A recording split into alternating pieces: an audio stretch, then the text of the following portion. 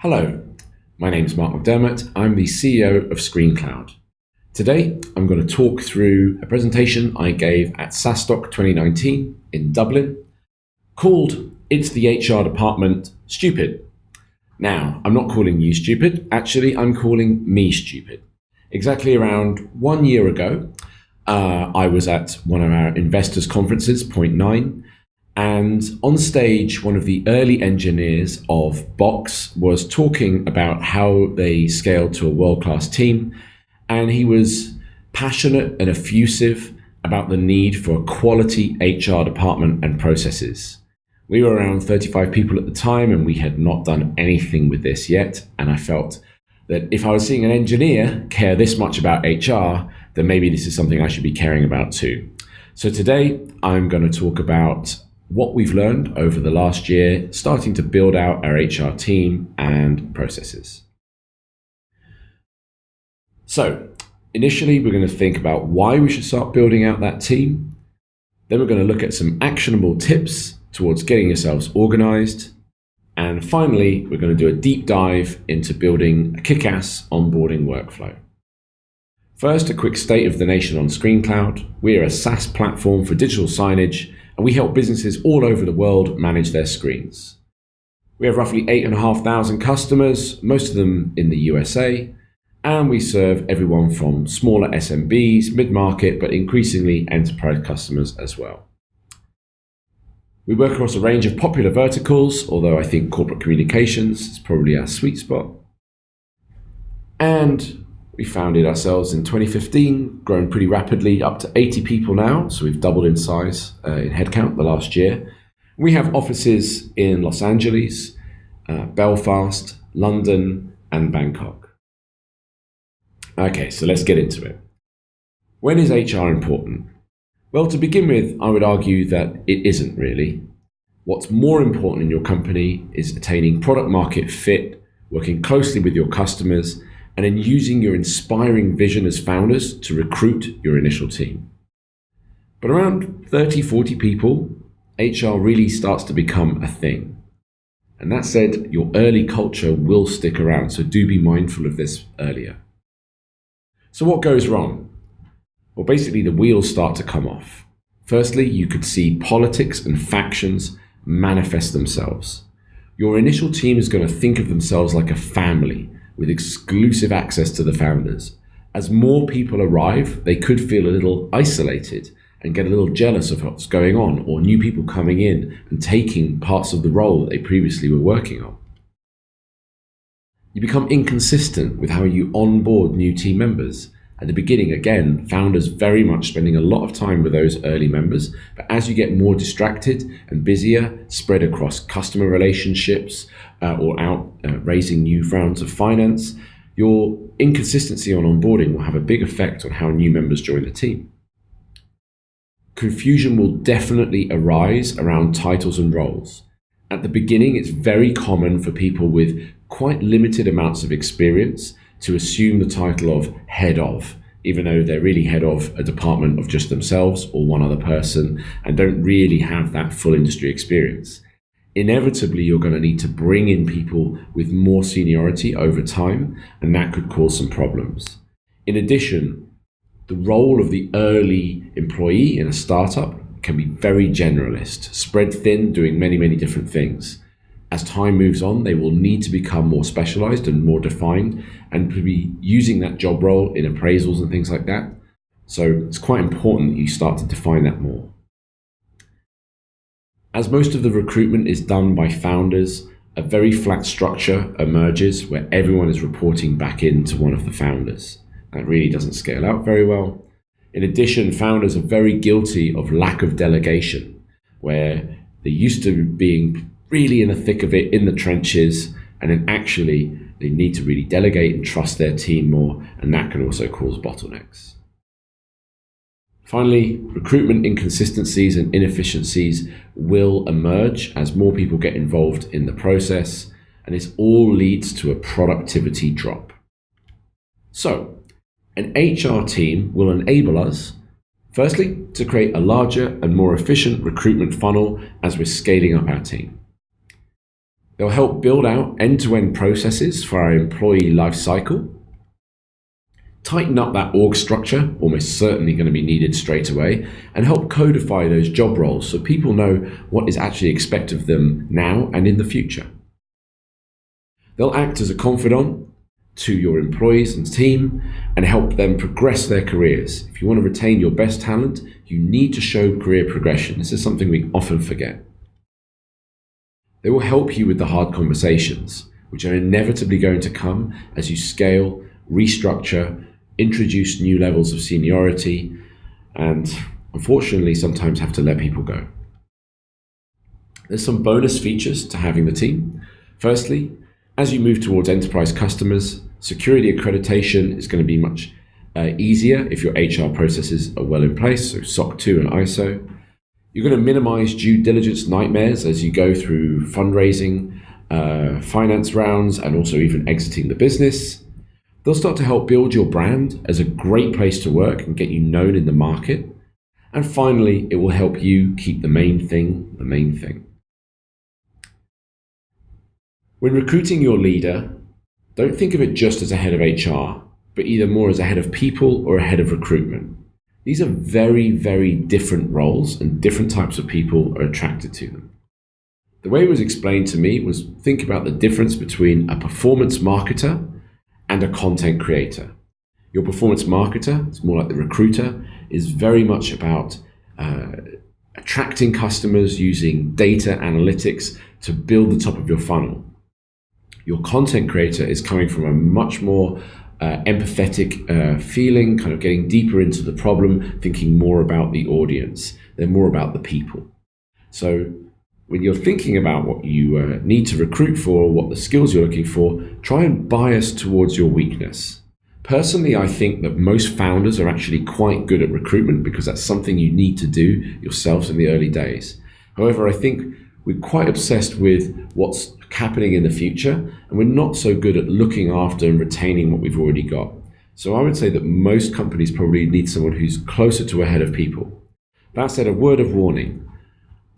The first person coming in to set up your HR department is going to need to be very operational and hands-on. If they've come from a large corporate background, they may not well be used to this, and this is something that's really important they are prepared to do, at least initially, before they build out their own team. Ultimately, one of these people will recruit the other anyway, so whether you start with someone specialized in recruitment or people, either way, it will even out over time. So some tips to recruiting a head of people, which is what we were looking to do. Firstly, I would say focus on the key issues that are facing your business and then score those responses. So for us, we needed experience of scaling teams rapidly. Quite often people will have worked at, say, a successful startup, but have they been there during that rapid scale phase? We also wanted them to look at the challenges directly facing us. It's quite different scaling from 50 to 100 than, say, 200 to 400. So what were they thinking about there? What the challenges that they're expecting to face? Again, with ScreenCloud, as we mentioned earlier, we are a distributed team across the world. So even if they didn't have lots of experience of that, or at least minimal experience, what were the challenges they're expecting? Having a sales office in LA is really culturally very, very different to having an engineering team in Bangkok.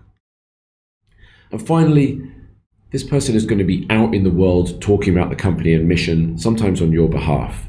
So it was important for us to know that they understood what ScreenCloud was all about, what our values and mission were, and whether that was actually a genuinely good fit for them. It's unlikely that you're going to be able to find someone with exactly the right fit of experience, having gone through this phase just before you with another company. So when you're recruiting, you're going to need to open up the net a little wider and look for experience in relatable industries. You could look at agencies. Agencies typically are quite fast-paced in their recruitment and scale, but also do be mindful that it isn't quite like for like. Ideally, someone who's been at least a student of the startup community and knows what to expect is very important. Give your candidates time to talk to your wider team. What we did is, before most of the interviews that we did, we allowed for the person to have a coffee or tea with a member of the team where they could just find out more about the culture here, how we work, and get to know a little bit more about us before coming in for that interview. I found that then the interview itself was much more focused around the challenges we had and what we were doing, and the people were just a little bit more informed. It's important that your HR person doesn't just bond with founders and the senior management team, but actually gets a sense of the people they're going to be working with every single day. All right, so you've recruited your head of HR, whether that be people or recruitment bias. It's now time to get the house in order before you move on to anything else. Firstly, set up an HR management platform if you haven't already. So we use something called Bamboo HR. There's also Charlie and several other ones in the market. This is going to be your source of truth. It will need to have an API, because we're going to do some automation on that later. And it's a place where everything is stored to do with each employee, and it's all in one central place. Often these include an applicant tracking platform for people when you're in the recruitment funnel, but sometimes you may want to do that separately as well. You ideally want to create a repeatable and scalable process for all of your recruitment, so all of those candidates live in one place. This is also where you can do automation for things like replying to, rejecting, or inviting people to interview. So you can guarantee that every applicant will at least get an answer, which I think is very important for your brand. You may want to include an admin assistant to help with this, but you need to build and populate an intranet. A lot of information about how a company operates lives inside of founders' heads or early staff members. It needs to be pulled out, put into an intranet so that everyone can find and benefit from it as you scale. And then it's important to do a listening tour where this person will go and talk to every member of your staff so far, and into that conversation we'll weave in 10 key questions. Now those answers to those questions are anonymized and pulled together, and what that does is create data which will identify what you're doing well and what you're doing badly and what you need to work on. Out of that should also be a definition of values. We found that actually our values surfaced very, very evidently from the listening tour, and were very true to the culture that we'd already created here at ScreenCloud. Then you're going to need to look at that org chart. It will almost certainly need some reorganization today, but also you should identify the org chart of tomorrow and look for the gaps that you're going to need to fill. Finally, set up a regular HR management meeting where you discuss new roles and issues every single week and get into a strong cadence of dealing with HR upfront and honestly. Okay, time for a bit of a deep dive on onboarding. Why is onboarding so important? Well, if you do it well, you're 82% more likely to retain that new hire and also improve their productivity by over 70%. Sounds great, but only 12% of employees would strongly agree that their organization does a great job of onboarding.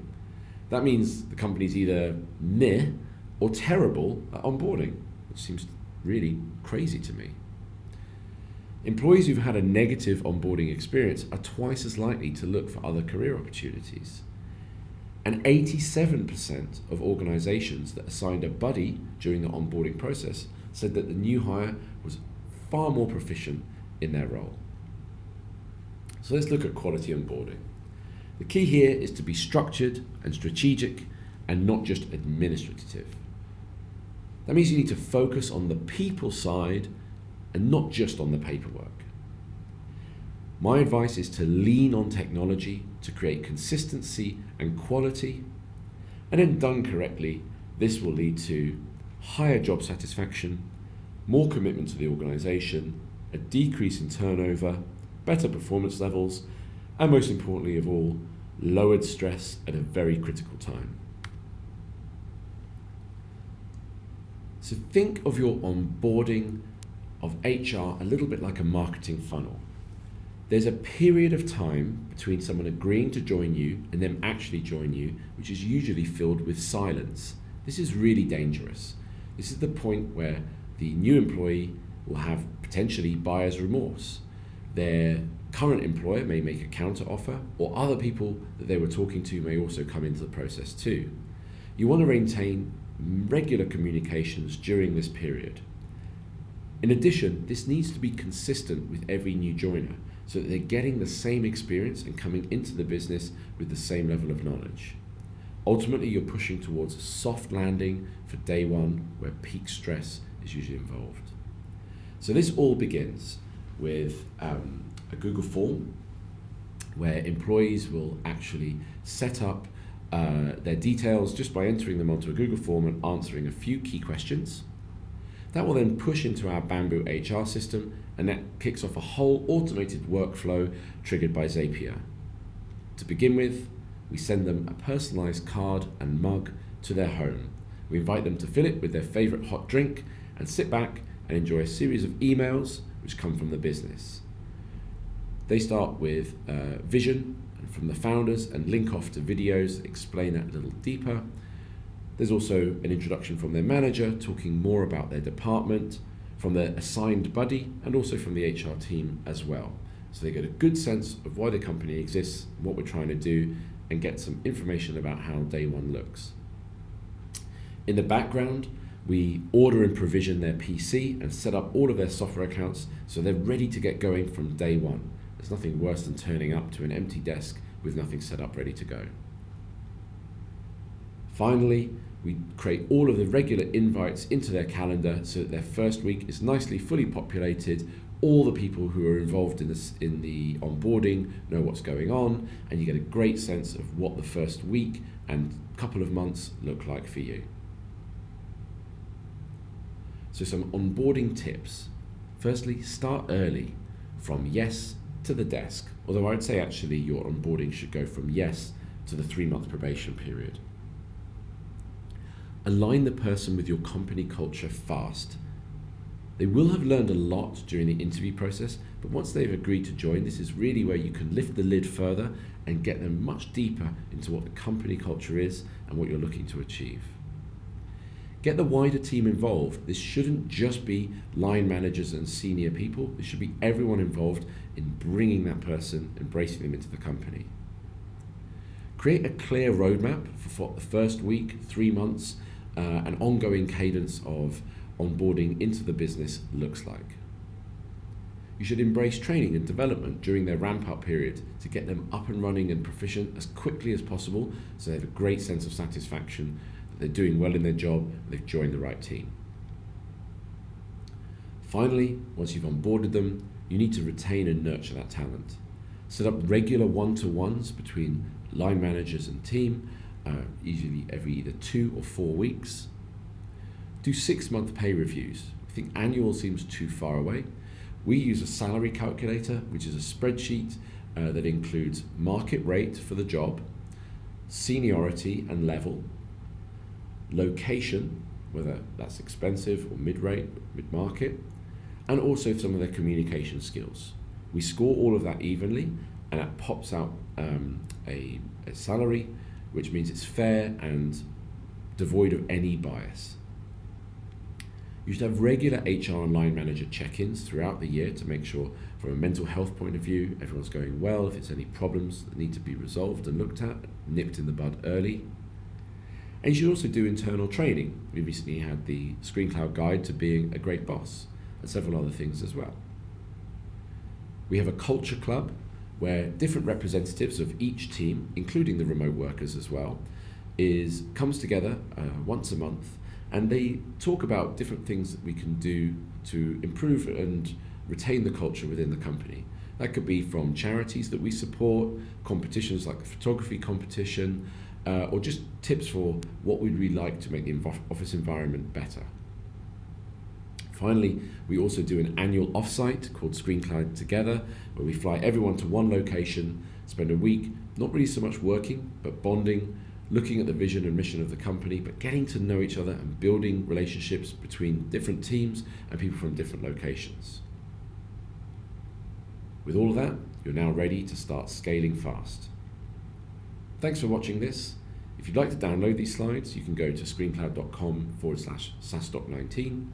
And if you're interested in how we're building the company, growing our culture, subscribe to our podcast. It's called Behind the Screens. And finally, if you're interested to see what ScreenCloud's all about, just go to screencloud.com and you can start a free trial, check out the product. Thanks very much.